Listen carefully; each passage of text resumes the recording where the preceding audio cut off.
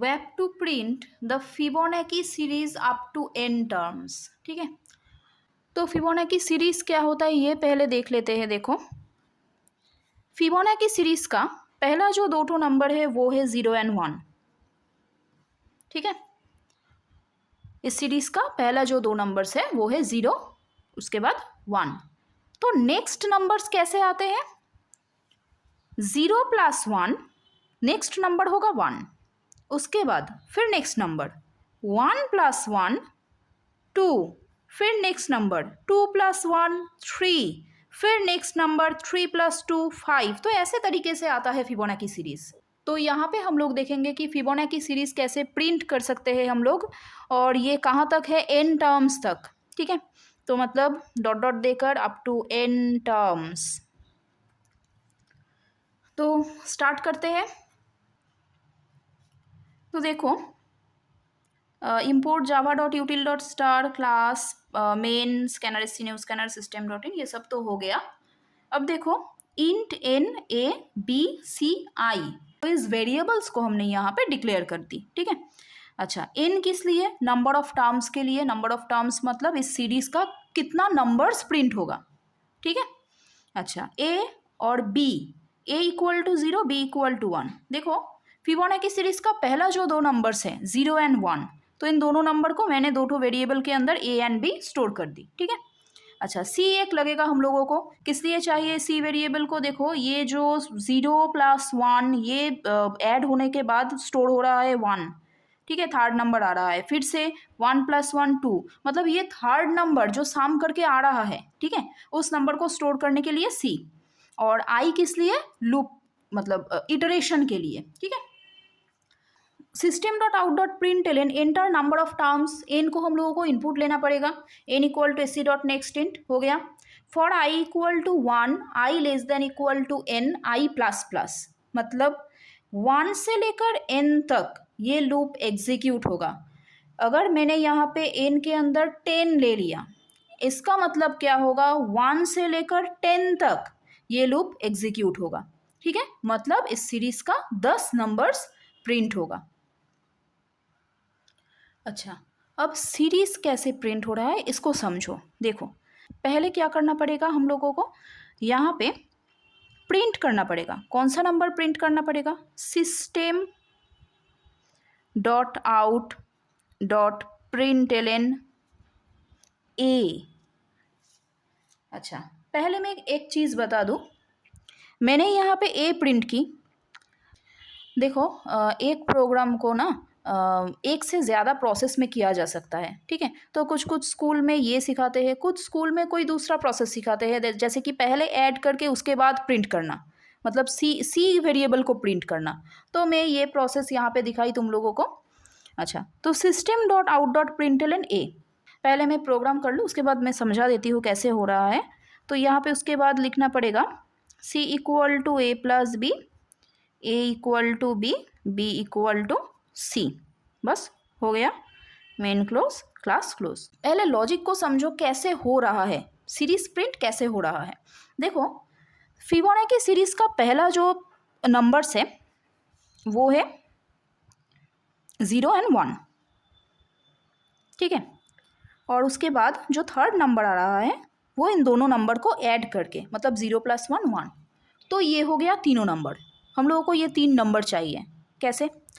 0 ए के अंदर स्टोर हो रहा है पहले से ही, बी के अंदर 1, और ये दोनों नंबर ऐड करके सी के अंदर स्टोर हो रहा है ना। नेक्स्ट टाइम क्या होगा? नेक्स्ट टाइम ए का जो वैल्यू है वो रिप्लेस हो जाएगा, रिप्लेस होके बी का वैल्यू ए के अंदर स्टोर हो जाएगा। मतलब एक नंबर करके शिफ्ट होगा, एक वेरिएबल का जो वैल्यू है वो दूसरे वेरिएबल में जाके स्टोर होगा। ठीक है, एक स्टेप आगे। ठीक है, तो b का वैल्यू जो 1 है वो इसके अंदर स्टोर हो रहा है, और c का वैल्यू जो है वो b के अंदर स्टोर हो रहा है। मतलब ये भी रिप्लेस होकर फिर से 1 यहाँ पे स्टोर हो गया। ठीक है, c का वैल्यू जो c का वैल्यू है, ठीक है, वो स्टोर हो रहा है। अब देखो, नेक्स्ट टाइम लूप जब एग्जीक्यूशन होगा a + b, मतलब 1 + 1 2 स्टोर हो रहा है, और वो कहाँ पे स्टोर हो रहा है? c के अंदर स्टोर हो रहा है, क्योंकि c = a + b है। तो 1 + 1 कितना हो रहा है? 2।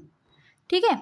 अब नेक्स्ट टाइम नेक्स्ट इटरेशन में क्या होगा, फिर से शिफ्ट होगा, b का जो वैल्यू है वो फिर से a के अंदर आएगा, मतलब a का जो वैल्यू था 1 वो रिप्लेस होके b का जो अभी वैल्यू है वो स्टोर होगा यहाँ पे।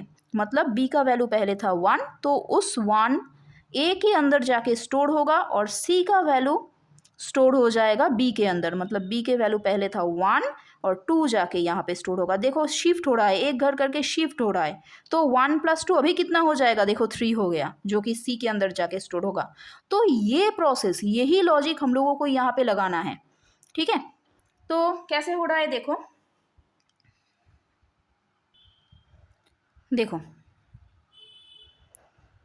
For i equal to 1, i less than equal to n, suppose n का वैल्यू जो हमने इनपुट ली थी उसका वैल्यू है n इक्वल टू मान लो कि 7। ठीक है, तो इसका मतलब 1 से लेकर 7 तक ये लूप एग्जीक्यूट होगा और फिबोनाची सीरीज़ का जो 7 नंबर्स है वो यहाँ पे प्रिंट होगा, है ना।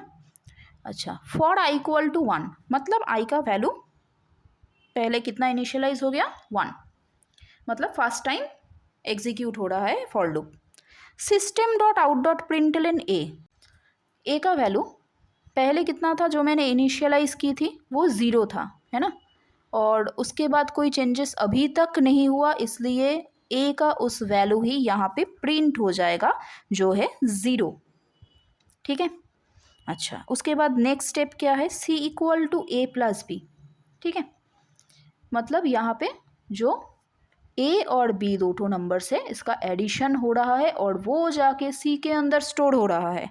ठीक है, तो ए प्लस बी याद करके देखो, ए का वैल्यू पहले था 0 और बी का वैल्यू था 1, इसका मतलब 0 + 1 सी के अंदर जाके स्टोर होगा 1, सी इक्वल टू 1 हम लोगों को मिल गया।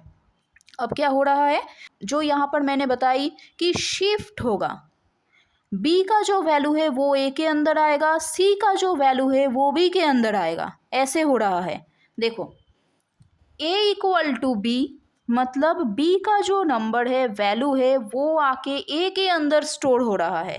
तो b का वैल्यू कितना था, 1 था, वो आ रहा है a के अंदर, तो a इक्वल टू अभी हो गया 1 and b equal to c, तो b के अंदर आ रहा है c का वैल्यू। अभी c का वैल्यू कितना है, देखो 1 है। ठीक है, तो ये जाके b के अंदर स्टोर हो गया। ध्यान से देखो, a का वैल्यू पहले था 0 और b का वैल्यू था 1, अभी कितना हो गया, a का वैल्यू 1 हो गया और b का वैल्यू 1 जो था c का वैल्यू, है ना। अच्छा, अब नेक्स्ट स्टेप, ये लूप एग्जीक्यूट हो रहा है i प्लस प्लस, आई का वैल्यू था 1। अब second iteration, system dot out dot println A, अभी a का वैल्यू कितना है 1, मतलब प्रिंट कितना हो जाएगा 1। c equal to A plus B, A का वैल्यू है 1, बी का वैल्यू है 1, 1 + 1 2। ठीक है, ए इक्वल्स टू बी, बी का जो वैल्यू है वो ए के अंदर आ रहा है, शिफ्ट हो रहा है, और सी का जो वैल्यू अभी है 2 वो बी के अंदर जाके स्टोर हो रहा है। ठीक है, फिर से एक घर शिफ्ट हो गया। Next I plus plus 3, output कितना मिलेगा, ए का वैल्यू मतलब 1, देखो 0 + 1 1।